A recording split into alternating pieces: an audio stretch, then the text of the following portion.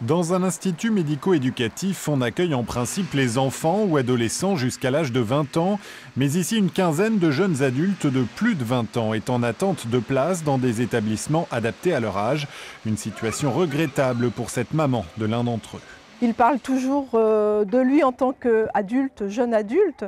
Et le fait d'être avec des petits-enfants, ça ne correspond pas trop au fait qu'il a envie de grandir, qu'il a envie de vieillir, qu'il a envie d'être avec les adultes. C'est une loi datant de 1989, dite amendement Creton, qui a permis que ces jeunes handicapés restent dans leur établissement dans l'attente de solutions adaptées à leur cas. Mais cette idée, louable à l'origine, atteint ses limites.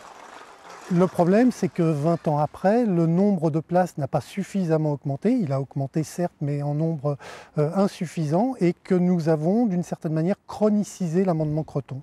C'est-à-dire qu'on constate aujourd'hui que dans les établissements pour enfants, il y a un nombre de jeunes de plus de 20 ans important. Ce qui n'est pas sans créer des situations à risque pour les plus jeunes et au contraire une infantilisation pour les plus âgés. Angélique espère une place dans un établissement d'aide par le travail. Ce sera une étape très importante de son épanouissement. Je serais contente, mais j'aurais un peu peur. Un petit peu peur de quoi?